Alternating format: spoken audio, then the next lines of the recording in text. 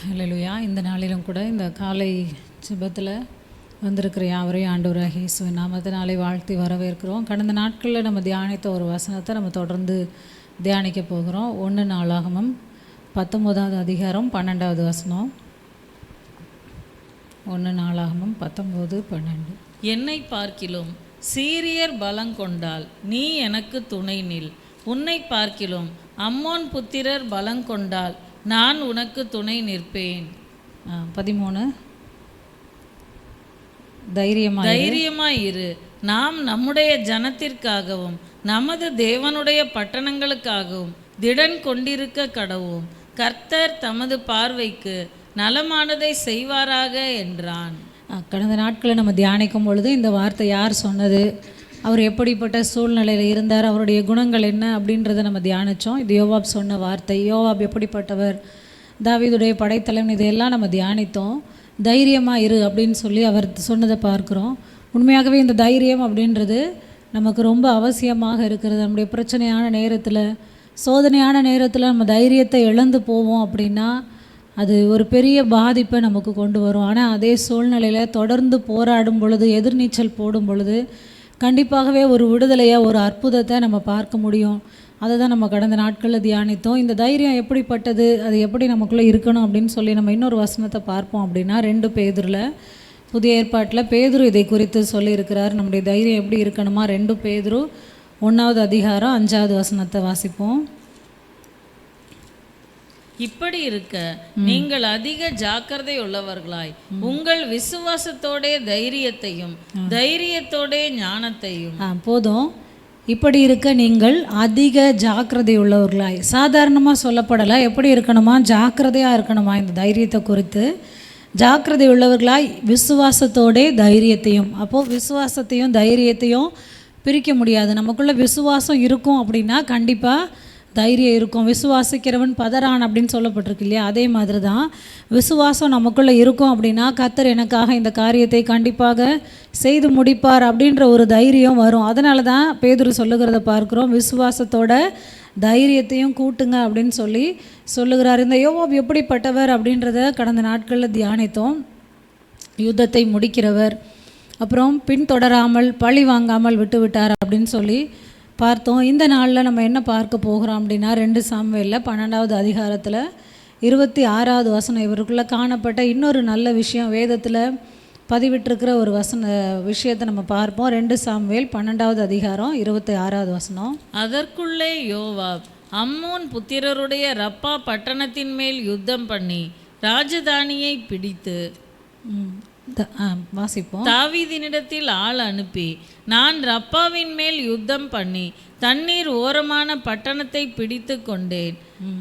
நான் பட்டணத்தை பிடிக்கிறதினால் என் பேர் வழங்காதபடிக்கு நீர் மற்ற ஜனங்களை கூட்டிக் கொண்டு வந்து பட்டணத்தை முற்றுகை போட்டு பிடிக்க வேண்டும் என்று சொல்ல சொன்னான்.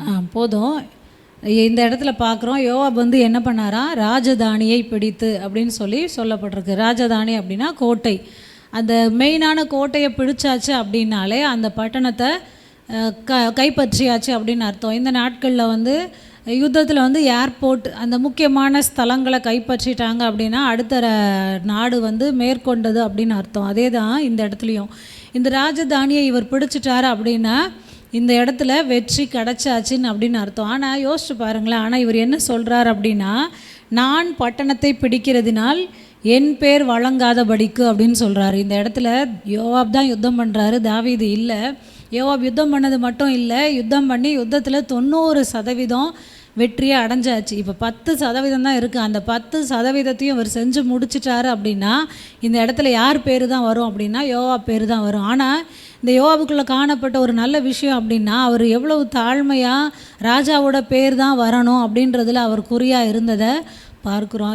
இந்த சிந்தை நமக்குள்ளே இருக்கா? யோசிச்சு பாருங்களேன். ஒரு நல்ல ஒரு பிரியாணி செய்கிறோம், ஒரு 2 கிலோவுக்கு ஒரு நல்ல பிரியாணி செய்கிறோம். அதுக்காக முந்தின நாளே போய் கடையில் எல்லாத்தையும் வாங்கிட்டு எல்லாத்தையும் ப்ரிப்பேர் பண்ணி வச்சு அடுத்த நாள் மதியத்துக்காக காலையிலேயே 9 மணிக்கெல்லாம் அடுப்பை ஆன் பண்ணி எல்லாத்தையும் செஞ்சு முடித்து அடுப்பில் இறக்கி கொண்டு பிரியாணியை வச்சுட்டீங்க. கடைசியில் உங்கள் கூட பிறந்தவங்கள யாரோ ஒருத்தர் அந்த பிரியாணியை சர்வ் பண்ணுறாங்க. சர்வ் பண்ணும்போது இந்த பிரியாணியை நான் தான் செஞ்சேன் அப்படின்னு சொன்னால் நம்மளால் ஒத்துக்க முடியுமா?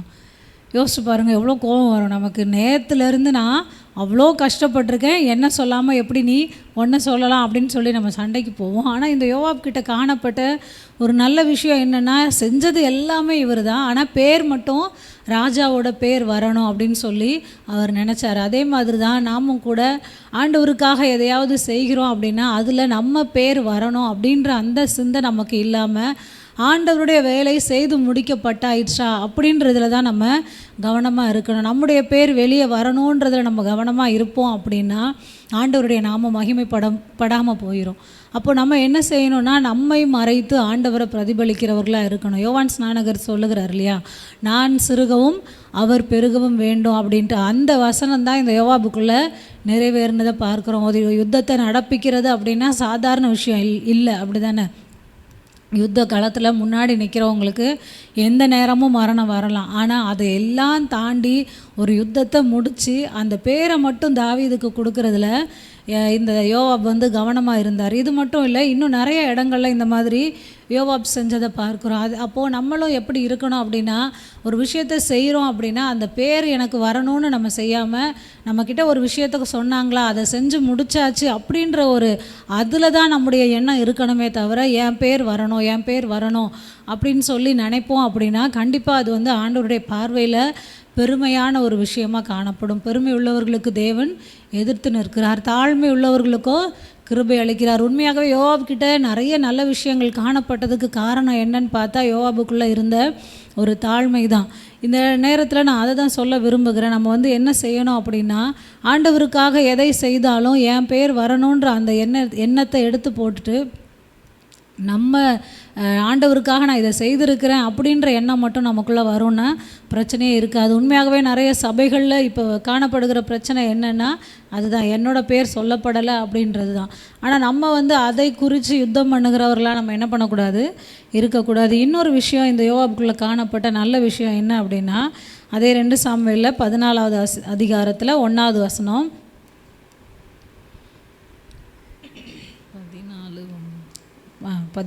ராஜாவின் இருதயம் அப்சலோமின் மேல் இன்னும் தாங்களாய் இருக்கிறதை செருயாவின் குமாரன் யோவாப் கண்டு. இந்த இடத்துல நமக்கு தெரியும், தாவீது வந்து யோவாபுக்கு உறவு முறை அப்படின்றத நம்ம கடந்த நாட்களில் தியானித்திருந்தோம் இல்லையா. இந்த நேரத்தில் தாவீதோட குடும்பத்தில் ஒரு பிரச்சனை என்ன அப்படின்னா, அப்பாவுக்கும் பையனுக்கும் சண்டையானது மட்டும் இல்லை, இந்த அப்சலோம் என்ன பண்ணுறாரு, வேறு ஊருக்கு போகிறத பார்க்குறோம். அப்போது என்ன ஆகுது அப்படின்னா, அப்பாவும் மகனும் அநேக நாட்களாக பேசிக்கொள்ளாமல் இருக்கிறாங்க. ஆனால் அப்பாவோட மனசு வந்து எப்படி தான் இருக்கான், தாங்கலாக இருக்கிறது அப்படின்னு சொல்லப்பட்டிருக்கு. தாங்கல் அப்படின்னா என்ன அர்த்தம் அப்படின்னா, இன்னொரு மொழிபெயர்ப்பில் சொல்லப்பட்டிருக்கிறது அன்பு வைத்து. அவர் வந்து பேசாமல் இருந்தாரே தவிர தன் குமாரனை வந்து நேசிக்கிறதுலையோ நினைவு கூறுகிறதுலையோ அவர் குறைவுபட்டவராக இல்லை. ஆனால் அதே நேரம் தவறு வந்து அப்சலோம் மேலே இருந்ததுனால தாவீது வந்து என்ன பண்ணலை, இறங்கி போகலை. ஆனால் அப்சலோமும் வந்து எப்படி தான் இருந்தார், அப்பா மேலே அன்பாக தான் இருந்தார், அப்பாவை குறித்து நினைக்க தான் செஞ்சார். இந்த சூழ்நிலையில் தான் இந்த யோவாப் என்ன பண்ணுறாராம், ராஜாவின் இருதயம் அப்சலோமின் மேல் இன்னும் தாங்களாக இருக்கிறதை செருயாவின் குமாரன் யோவாப் கண்டு அப்படின்னு சொல்லப்பட்டிருக்கு. அப்போது இந்த பிரச்சனையை வந்து இவருக்கு தெரியும். இதை பார்த்துட்டு இவர் என்ன பண்ணலை, அமைதியாக இருக்கலை. ராஜா வீட்டில் தானே பிரச்சனை, எனக்கு என்ன அப்படின்னு சொல்லி அமைதியாக இருக்கலை.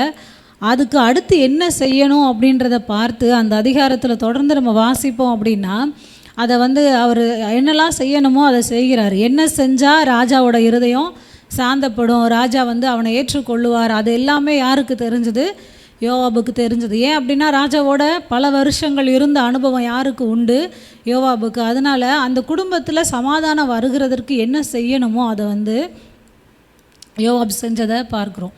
நிறைய நேரத்தில் நம்ம இறங்கி போய் அந்த ஒரு 2 பேருக்கு ஒரு பிரச்சனை அப்படின்னா அந்த இடத்துல நம்ம இறங்கி போய் பேசினா சமாதானம் வரும்னு நமக்கு தெரியும் அப்படின்னா கண்டிப்பாக என்ன செய்யணும், இறங்கி போய் நம்ம பேசணும். ஒரு சில நேரம் என்ன நடக்கும் அப்படின்னா, நம்ம பேசும்போது அவங்க 2 பேர் சமாதானம் ஆயிடுவாங்க. ஆனால் நம்மளை வந்து பகைச்சிருவாங்க. ஒருவேளை அப்படி நடந்தாலும் கூட சமாதானம் பண்ணுகிறவர்கள் பாக்கியவான்கள், அவர்கள் தேவனுடைய புத்திரர் எண்ணப்படுவார்கள் அப்படின்னு சொல்லிட்டு நம்ம என்ன பண்ணணும், சந்தோஷமாக கடந்து போகணும். அந்த இடத்துல சமாதானம் என்னால் ஒரு சமாதானம் வரும் அப்படின்னா அதற்காக நம்ம இறங்கி எவ்வளவு தூரம் செய்ய முடியுமோ அதை செய்யலாம். அதை குறித்து தவறே இல்லை. ஆண்டவர் வந்து அதை பார்க்குறார். அவருக்கு எதுவுமே மறைவானதில்லை. இந்த இடத்துல யோவாப் வந்து பார்த்துட்டு பார்க்காம இருந்திருக்கலாம். தாவீதுக்கு எத்தனையோ குமாரர்கள் இருந்தாங்க. இந்த சமாதானம் ஆனதுக்கு அப்புறம் கூட இந்த அப்சலோம் வந்து நல்லா இருந்தாரா அப்படின்னா அதுவும் கிடையாது. அதுக்கப்புறம் தான் அவர் என்ன பண்ணுறாரு, நான் ராஜா ஆவேன் அப்படின்னு சொல்லிட்டு பண்ணுறாரு. அப்படிப்பட்ட விஷயங்கள்லாம் நடக்குது. ராஜாவோட பிள்ளைங்க தானே. ஆனால் இவன் வந்து அதை பார்த்துட்டு கண்டும் காணாதவன் போல் இருக்கலை. அந்த பிரச்சனையில் தான் என்ன செய்ய முடியுமோ அதை செஞ்சதை பார்க்குறோம். அதே மாதிரி தான் நம்மளால் ஒரு இடத்துல சமாதானம் வரும் அப்படின்னா கண்டிப்பாக அதுக்கு என்ன செய்யணும், இறங்கி நம்மளால் முடிஞ்ச எல்லாத்தையும் நம்ம செய்கிறதற்கு முற்படணும். அப்போது இந்த யோவாபுக்குள்ளே காணப்பட்ட விஷயம் என்னென்னா, கண்டும் காணாதவன் போல் இருக்கலை. சமாதானம் பண்ண என்ன செய்ய முடியுமோ அதை அவர் செய்தார். அதே அதிகாரத்தில் 23வது வசனத்தை வாசிப்போம்.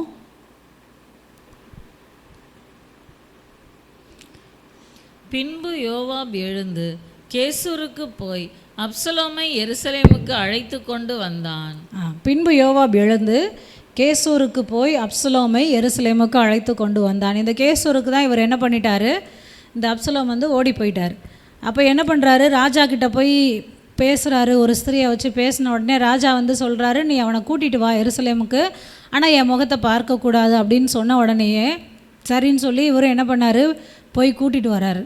ராஜாவோட குமாரன் தானே, ராஜா வேறு ஆள் அனுப்பியிருக்கலாம், இல்லை சேவகர் அனுப்பியிருக்கலாம்.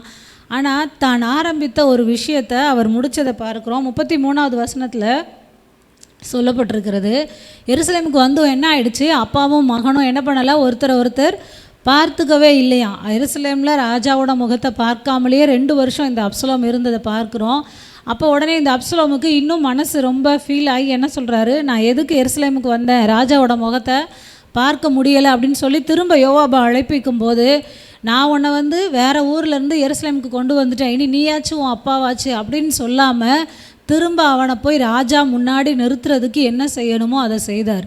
அதாவது ஒரு விஷயத்தை ஆரம்பித்து அதை பாதியில் விடலை, அதை முழுசாக முடிக்கிற அளவுக்கு அவருக்குள்ளே அந்த கிருபை இருந்ததை பார்க்குறோம். அதே மாதிரி தான் நாமும் ஒரு விஷயத்தை கையில் எடுக்கிறோம் அப்படின்னா அதை என்ன பண்ணணும், முடிக்கணும். ஆரம்பம் அற்பமாக இருக்கலாம், ஆனால் முடிவு எப்படி இருக்குது. ஒரு விஷயத்தை ஆரம்பிக்கிறது பெரிய விஷயமே இல்லை, அந்த விஷயத்தை எப்படி முறிக்கிறோம். நம்முடைய கையில் ஒன்றை வந்து செய்ய சொல்லி கொடுத்துட்டாங்க அப்படின்னா, இந்த சிஸ்டர்கிட்ட இந்த பிரதர்கிட்ட இதை சொல்லியாச்சு, இதை குறித்து இனி கவலைப்பட வேண்டாம் அப்படின்ற அளவுக்கு நம்மை குறித்து நினைக்கணும். அந்த அளவுக்கு நம்ம இருக்கணும். அச்சோ இவங்ககிட்ட இந்த நாட்களில் வந்து பிள்ளைங்கிட்ட ஒரு வேலையை சொன்னால் பின்னாடியே என்ன செய்யணும் பார்க்கணும், அதை செஞ்சுட்டாங்களான்னு அதை ஒரு 10 வாட்டி சொன்னால் தான் என்ன பண்ணுவாங்க, செய்வாங்க. அது வந்து ஒரு நல்ல அனுபவமே கிடையாது. ஒரு வாட்டி சொல்லியாச்சு அப்படின்னா, செய்கிறேன் அப்படின்னு சொல்லி நம்ம வாக்கு கொடுத்துட்டோம் அப்படின்னா அதை என்ன பண்ணணும், கண்டிப்பாக செஞ்சு முடிக்கணும். சூழ்நிலை எப்படி இருந்தாலும் சரி, சூழ்நிலையை காரணம் காட்டி தப்பித்து சாக்கு போக்கு சொல்லக்கூடாது.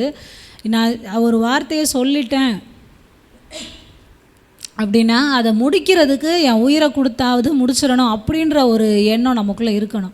அப்போ தான் நம்ம வந்து நம்பிக்கைக்கு பாத்திரவான்களாக மாற முடியும். ஆண்டவருமே அதுதான் விரும்புகிறார், நமக்கு மேலே இருக்கிற மனுஷர்களுமே அதுதான் விரும்புகிறாங்க. நம்ம ஒரு விஷயத்த சொல்கிறோம், அதை வந்து நம்ம சொன்ன உடனே செஞ்சுட்டாங்கன்னு வைங்களேன், நமக்கு எவ்வளோ சந்தோஷமாக இருக்குது. அதே மாதிரி தான் நம்மக்கிட்ட சொல்லப்படுகிற விஷயத்த நம்ம செஞ்சு முடிச்சிட்டோம் இல்லை முடிச்சிருவோம் அப்படின்ற ஒரு நம்பிக்கை வரும்னா அதை விட பெரிய விஷயம் வந்து எதுவுமே இல்லை. நம்முடைய குவாலிட்டின்னு ஒன்று இருக்குது இல்லையா, ஒவ்வொரு மனுஷர்களுக்கும் ஒவ்வொரு தரம் இருக்குது.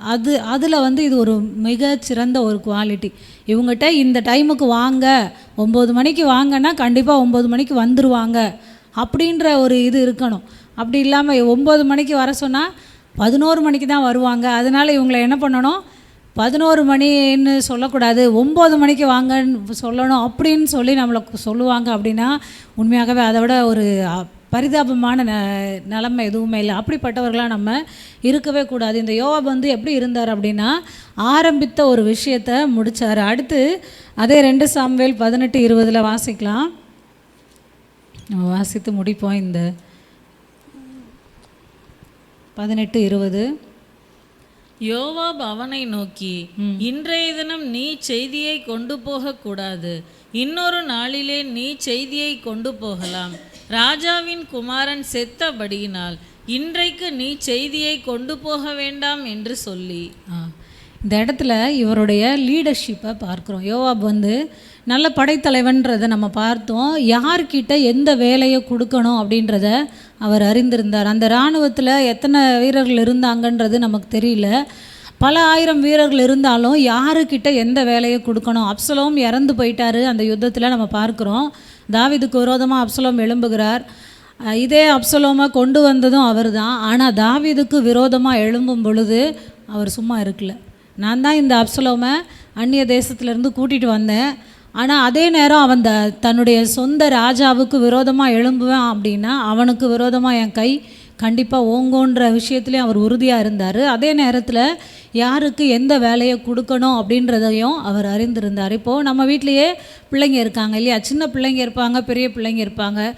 அந்த பிள்ளைகளுக்கு அவங்க வயசுக்குரிய வேலையை நம்ம கொடுக்குறோம். அதுதான் ஒரு நல்ல தாயோட இது இல்லையா. பிள்ளைகள் வயதுக்கு மீறின ஒரு வேலையை நம்ம செய்ய சொல்ல மாட்டோம். இப்போ ஒரு 3 வயசு பிள்ளை இருக்குன்னா அந்த பிள்ளையை போய் 10 கிலோ வெயிட்டை கொண்டு வர சொல்ல மாட்டோம். அதே கொஞ்சம் தண்ணி கொண்டு வா, அந்த மாதிரி சின்ன சின்ன வேலைகளை கொடுப்போம். அதே மாதிரி தான் இந்த யோவாப் நல்ல ஒரு ஆளுமை தன்மை உள்ளவராக இருந்தார். யாருக்கிட்ட எந்த வேலையை கொடுத்தா அது சரியாக முடியும் அப்படின்ற அந்த ஞானம் இந்த யோவாபுக்குள்ளே இருந்தது. உண்மையாகவே இது ஆச்சரியமானது. நம்ம லீடர்ஷிப்பில் இருப்போம் அப்படின்னா நமக்கு கீழே நம்முடைய குடும்பமாக இருக்கலாம், இல்லை வேலை ஸ்தலமாக ஊழிய ஸ்தலமாக இருக்கலாம். நமக்கு கீழே இருக்கிறவங்கள என்ன வேலை அவங்க செய்வாங்க, அதாவது அவங்க செய்ய முடியாத வேலையை நம்ம சொல்லக்கூடாது. அதே நேரம் அவங்களுக்குள்ளே இருக்கிற திறமையை பார்த்து நம்ம பயன்படுத்தாமையும் இருக்கக்கூடாது. அதுதான் ஒரு சிறந்த ஆளுமை. அவங்களால எதை செய்ய முடியுமோ அதை கரெக்டாக கொடுக்கணும். அவங்களால செய்ய முடியாத ஒரு வேலையை கொடுத்துட்டு அவங்க செய்யலை அப்படின்னு சொல்லி குறை சொல்லவும் கூடாது. நம்ம சரியான ஒரு லீடர்ஷிப்பில் இருக்கிறோம் அப்படின்னா இதை கரெக்டாக செய்வோம். யாருக்கிட்ட எந்த வேலையை கொடுத்தா அது முடியும் அப்படின்ற அந்த ஞானம் நமக்கு இருக்கும். அது அப்படி இல்லாமல் மாற்றி கொடுத்துட்டு இவங்க இதை செய்யலையே அப்படின்னு சொல்லி வருத்தப்படுகிறதுல பிரயோஜனம் இல்லை. இந்த நேரத்தில் நம்ம கண்களை மூடி ஜெபிப்போம். ஸ்தோத்திரம் ஆண்டவரே, உம்மை நன்றியோடு துதிக்கிறோம் அப்பா. இந்த காலை நேரத்தில் யோவாபை குறித்து தியானிக்க எங்களுக்கு உதவி செய்தீரே. இந்த யோவாப் ராஜதானியை பிடித்தாலும் கூட தன்னுடைய ராஜாவின் பேர் வழங்கணும்னு சொல்லி அவர் நோக்கமாக இருந்ததை பார்க்குறோமே.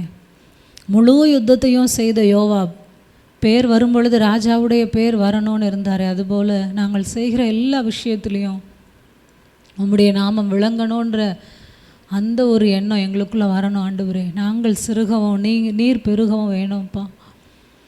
எந்த காரியத்திலும் எங்களுடைய பேர் வரணுன்ற அந்த எண்ணத்தை எங்களுக்குள்ளேருந்து எடுத்து போட்டு உம்முடைய நாம மகிமைப்படணுன்ற அந்த சிந்தை எங்களுக்குள்ளே தேவன் தரும்படியாய் ஜெபிக்கிறோம். எங்களுக்குள்ளே எந்த விதத்திலும் பெருமை எழும்பாதபடிக்கு ஆண்டவரே நீங்கள் பாதுகாத்து கொள்ளுங்க.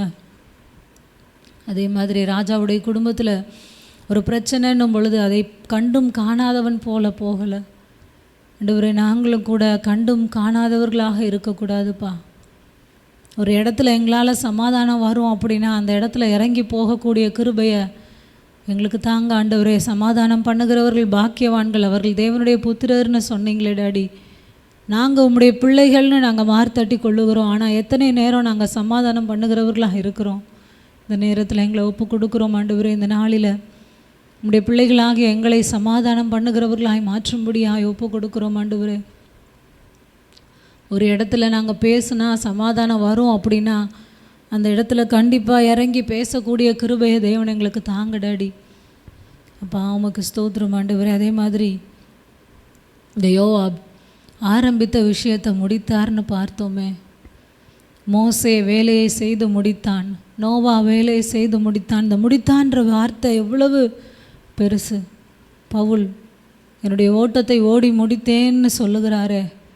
முடிந்ததுன்னு நீங்கள் சிலுவையில் சொன்னீங்களேப்பா. முடிக்கிறவர்களாய் ஆண்டவரே உங்களுடைய அனுபவம் உண்டாகட்டும். ஆரம்பிக்கிறவங்களா இல்லை டாடி. ஆரம்பம் ஒருவேளை எங்களுடைய ஆரம்பம் அற்பமாக இருந்தாலும் கூட எங்களுடைய ஓட்டத்தை விஷயங்களை முடிக்கிறவர்களாக இருக்க கிருபை தாங்க ஆண்டவரே. ஒரு காரியத்தை ஆரம்பித்து அதை பாதியில் விட்டு விடுவோன்னா அது எவ்வளோ வேதனைன்றதை நாங்கள் அறிந்திருக்கிறோம் ஆண்டவரே. ஆரம்பிக்கிறவர்களாக மட்டும் இல்லைப்பா, இந்த நாளில் முடிக்கிறவர்களாக எங்களை மாற்றும்படியாய் ஒப்பு கொடுக்குறோம் ஆண்டவரே. அதே நேரம் இந்த யோவாப் அப்சலோமை கேசூர்லேருந்து ராஜாவோட சமாதானம் ஆகும்படிக்கு ராஜா கிட்ட பேசி ஒரு ஸ்திரீயை வச்சு பேசி திரும்ப எருசலேமுக்கு கொண்டு வந்து எருசலேமில் வந்து 2 வருஷம் ராஜாவோட முகத்தை பார்க்காம இருந்து திரும்ப ராஜா கிட்ட பேசி ராஜாவுக்கு முன்னாடி போய் நிறுத்தி அந்த அளவுக்கு சமாதானத்தை கொண்டு வந்த யோவாப். ஆனால் அப்சலோம் தன்னுடைய கையை தன் தகப்பனுக்கு விரோதமாக ஓங்கின பொழுது அவனை வெட்டி போடுகிறதற்கும் அவன் தயங்கலையே.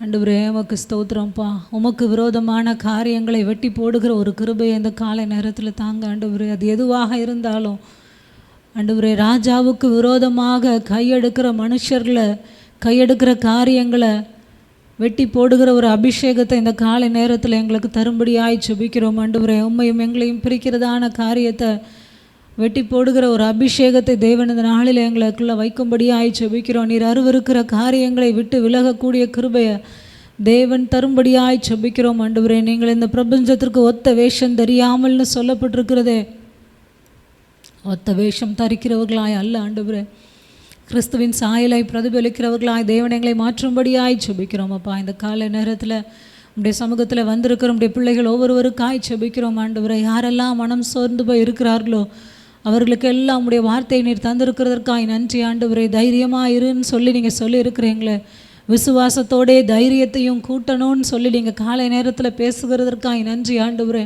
விசுவாசத்தையும் தைரியத்தையும் பிரிக்க முடியாதே. விசுவாசம் உள்ளவர்களாக இருப்போம் அப்படின்னா எங்களுக்குள்ள பயம் காணப்படாதே. ஆண்டவரே உமக்கு ஸ்தோத்திரம்ப்பா. இந்த காலை நேரத்தில் நம்முடைய பிள்ளைகள் யாரெல்லாம் பயத்தோடு காணப்படுகிறார்களோ அவர்களுக்கெல்லாம் ஒரு விசேஷித்த விசுவாசத்தின் ஆவியை, தைரியத்தின் ஆவியை தந்தருளும்படியாய் ஜெபிக்கிறோம் ஆண்டவரே. எதை குறித்து சோர்ந்து போய் இருக்கிறார்களோ அதை குறித்து ஒரு தைரியத்தை தேவன் தாங்க ஆண்டவரே. அப்பா உமக்கு ஸ்தோத்திரம் ஆண்டவரே. சத்துரு மேற்கொள்ளாமல் உம்முடைய பிள்ளைகள் மேற்கொள்ள தேவன் கிருபை பாராட்டும்படியாய் ஜெபிக்கிறோம். இந்த காலை நேரத்திலும் உம்முடைய சமூகத்திற்கு வந்து காத்திருக்கிற உம்முடைய பிள்ளைகளை கர்த்தர் ஆசீர்வதிக்கும்படியாய் ஜெபிக்கிறோம். எந்தெந்த காரியங்களுக்காய் நன்மைகளுக்காய் உம்முடைய சமூகத்தில் காத்திருக்கிறார்களோ அந்த நன்மைகளை தேவன் பரத்திலிருந்து கட்டளையிடும்படியாய் ஜெபிக்கிறோம் ஆண்டவரே. கர்த்தர் எங்களுக்கு இந்த நன்மையை செய்தார் என்று உம்முடைய பிள்ளைகள் வருகிற நாட்களில் உம்முடைய பிள்ளைகள் சாட்சி சொல்லத்தக்கதாய் தேவன் கிருபை பாராட்டுங்கப்பா. இந்த காலை நேரத்தில் உம்முடைய சமூகத்திற்கு வந்த உம்முடைய பிள்ளைகள் ஒவ்வொருவரையும் கர்த்தர் ஆசீர்வதித்து அனுப்பும்படியாய் ஜெபிக்கிறோம். இயேசுவின் மூலம் ஜெபிக்கிறோம் எங்கள் ஜீவனுள்ள நல்ல பிதாவே, ஆமேன். என் ஆத்துமாவே கர்த்தரை ஸ்தோத்திரி, என் முழு உளமே கர்த்தருடைய பரிசுத்த நாமத்தை ஸ்தோத்திரி. என் ஆத்துமாவே கர்த்தரை ஸ்தோத்திரி, கர்த்தர் செய்த சகல உபகாரங்களையும் மறவாதே. ஆமேன். Praise the Lord. God plus.